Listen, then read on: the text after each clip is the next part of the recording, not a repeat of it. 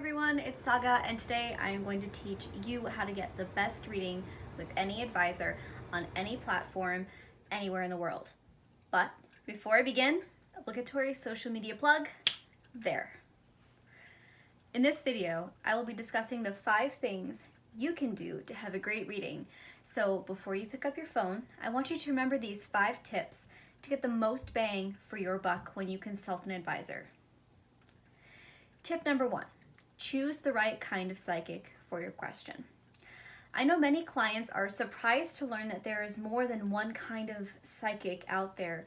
For example, you have channels, you have mediums, you have empaths, you have intuitive readers, and then you have an entire host of people who use their clair senses to parse out answers to get a good reading. You always want to pair your desired result with the type of psychic that you're seeing.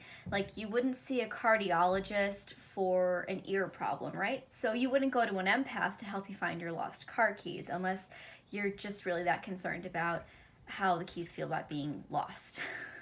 I'll probably make another video on this later, but for now, most of us will list the different services that we offer and our abilities in our profiles, as well as the tools that we use. Now, some people will specialize in relationships and tarot cards, others in career and rune readings, dream interpretation, or life path advice. That brings me to tip number 2.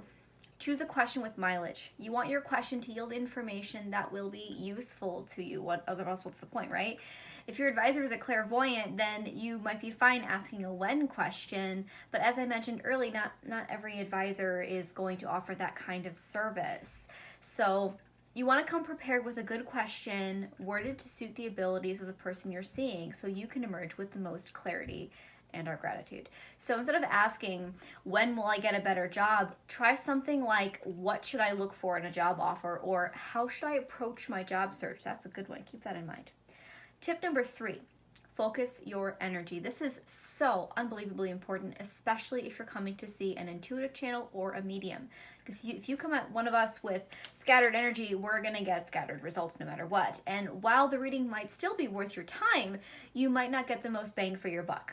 A good reader will probably sense that you're anxious or uncertain, but most of us will be more focused on trying to make the most of our time with you before you leave. So before you order, take 5 minutes and clear your mind. Take a deep breath, say a prayer if you're called to do that, listen to a calming song.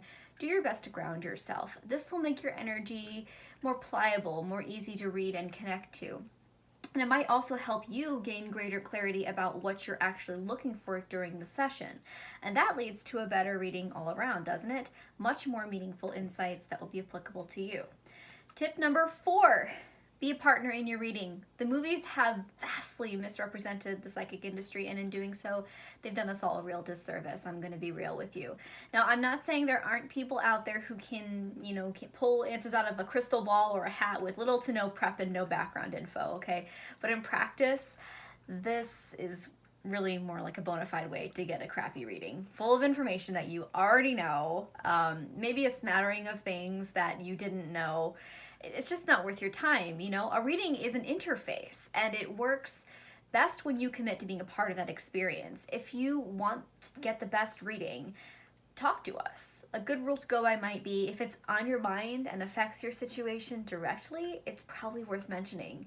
So straight up, I don't care that your POI wore red socks on a Wednesday, but I do care about the last time you spoke, how long ago it was, if there was an argument, or if there are any outside variables that might come up in my cards or in my runes that could be affecting your relationship. So like, maybe one of you has kids, 6 of Cups, or you guys are exes, the Tower, or Hagalaz. Maybe one of you is seeing somebody else, that sort of thing. This gives me some context, just in case information isn't forthcoming from the ether. A note on privacy though, because I get this is a concern. We are all professionals, okay? So the disclosures you make to us are strictly confidential, to the point where we can be terminated if we don't honor that. So just something to keep in mind. Tip number 5, don't close yourself off from the message, and this really needs to be emphasized. We talked about being a partner in your reading in the previous point, that you were part of the experience. So if you come to an advisor from a dishonest place, or you approach as a skeptic rather than as a believer, you're actively working against them. Most advisors will sense this intuitively, and they'll feel uncomfortable, and they'll hold back, or they'll second guess themselves. Our sensitivity is a double-edged sword. We're just wielding it for your benefit and trusting you not to cut us. So if you feel the need to test your advisor, maybe you shouldn't be talking to them, because it's a sign you're not connecting. Another red flag for me personally is when I have a client that I know hops from advisor to advisor to advisor until they get the message that's just easiest to swallow. And while it feels nice to be told only the good things, platitudes are cheap, platitudes are easy. Healing is a process, and I think a good advisor can validate your feelings and at the same time honor you with the truth. So if you want to get a second option or two, or opinion I should say, that's fine.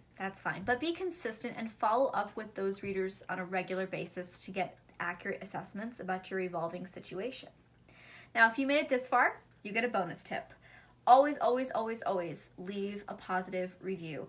It's not only the courteous thing to do, it helps to build the relationship with your advisor. A little numerology for you.